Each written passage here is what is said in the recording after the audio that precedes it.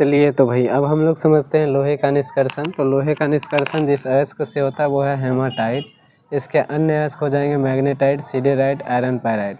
सारे के सूत्र यहाँ है। हेमाटाइट का होता है Fe2O3, मैग्नेटाइट Fe3O4 और FeCO3 जो है वो सिडेराइट का है। आयरन पायराइट का होता है FeS2। कॉपर पायराइट पूछेगा तो उसका हो जाएगा CuFeS2। ये कॉपर के अयस्क हैं, तो यहाँ पे हम लोग नहीं पढ़ेंगे, कॉपर के निष्कर्षण में पढ़ेंगे। अब जो है लोहे का निष्कर्षण वो बात्या भट्टी में होता है, जैसा कि हमने आपको बता रखा है कि बात्या भट्टी में लोहा का क्या होता है निष्कर्षण। अब देखिए बात्या भट्टी में 3 चेम्बर होते हैं। सबसे प्राथमिक चेम्बर जो होता है उसका लगभग टेम्परेचर जो होता है वो 1070 केल्विन होता है, या फिर मान लीजिए 1080 केल्विन होता है।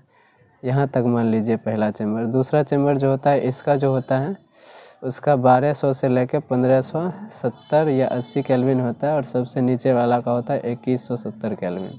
तो ये होता है टेम्परेचर। तीनों अलग अलग बुक में आपको अलग अलग मिलेंगे, बट आप इसको याद कर सकते हैं।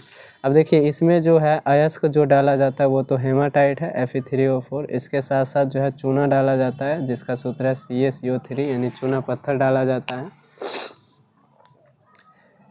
और साथ में डाला जाता है कोक यानी कार्बन। ये तीनों का चूर्ण बना के इसमें डालते हैं। तो सबसे नीचे जो होता है यहाँ वायु की उपस्थिति में ये जो कोक या कार्बन है ये गर्म होके बनाता है C+O2 CO2, और CO2 वापस से सेकेंड चेम्बर में जाता है। तो CO2 फिर से उसी कोक से रिएक्शन करके बनाता है CO यानी कार्बन मोनोऑक्साइड, और सबसे ऊपर जाकर कार्बन मोनोऑक्साइड जो है वो Fe2O3 यानी हेमाटाइट से रिएक्शन करके बनाता है Fe3O4, और साथ में बनाता है CO2।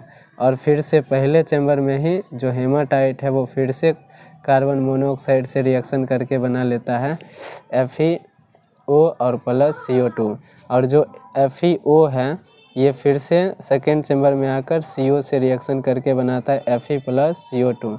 सेम रिएक्शन जो है वो थर्ड चेम्बर यानी 2170 केल्विन वाले टेम्परेचर पर भी होता है। FeO जो है वो CO से रिएक्शन करके बनाता है Fe और CO2, और यही जो Fe है ये कच्चे लोहे के रूप में हमें ये जो है बात्या भट्टी से बाहर प्राप्त हो जाते हैं।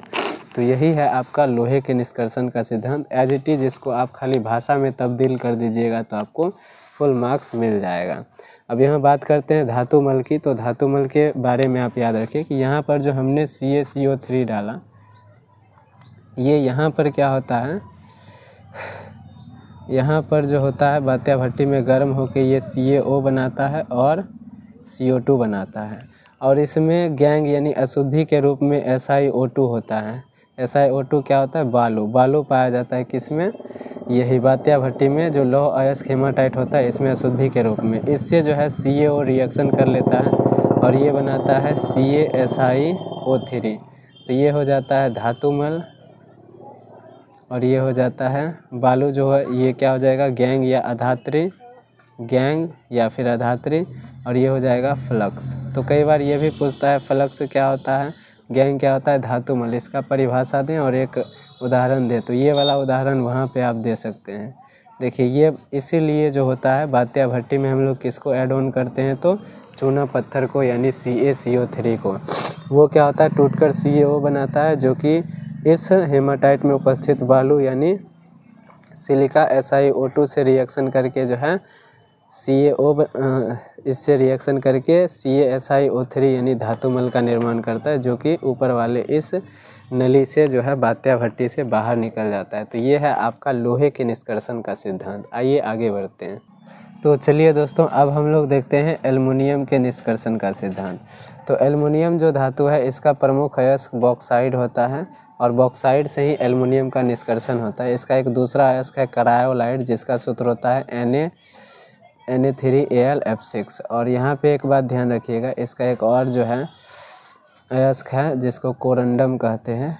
कोरंडम का सूत्र क्या हो जाता है भाई, कोरंडम का सूत्र होता है Al2O3, जो कि अभी हम एल्यूमिना के बारे में भी पढ़ेंगे। एल्यूमिना का भी सूत्र यही होता है।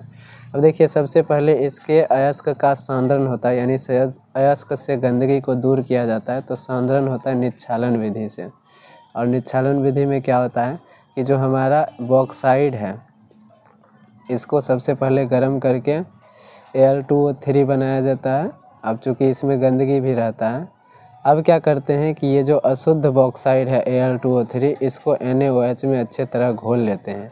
ऐसा करने से जो है NaAlO2 यानी सोडियम एल्यूमिनेट बनता है और साथ में जल बनता है और यही दोनों आपस में रिएक्शन कर लेता है। NaAlO2 जो है आपस में यानी H2O के साथ रिएक्शन करके एल्युमिनियम का हाइड्रोक्साइड बनाता है और साथ में NaOH का निर्माण करता है। अब एल्युमिनियम का जो हाइड्रोक्साइड हमें प्राप्त होता है, इसे जब हम लोग गर्म करते हैं तो हमें Al2O3 शुद्ध बॉक्साइड प्राप्त होता है, जिसे हम लोग एल्यूमिना कहते हैं और साथ में जल के अणु जो है वो बाहर हो जाते हैं। ये जो एल्यूमिना है इसका हम लोग करते हैं वैद्युत अपघटन। वैद्युत अपघटन यहाँ से यहाँ तक की जो संपूर्ण प्रक्रिया है इसी को हम लोग निच्छालन बोल रहे हैं। बाकी निच्छालन की परिभाषा आपको हम बता ही दिए हैं। इससे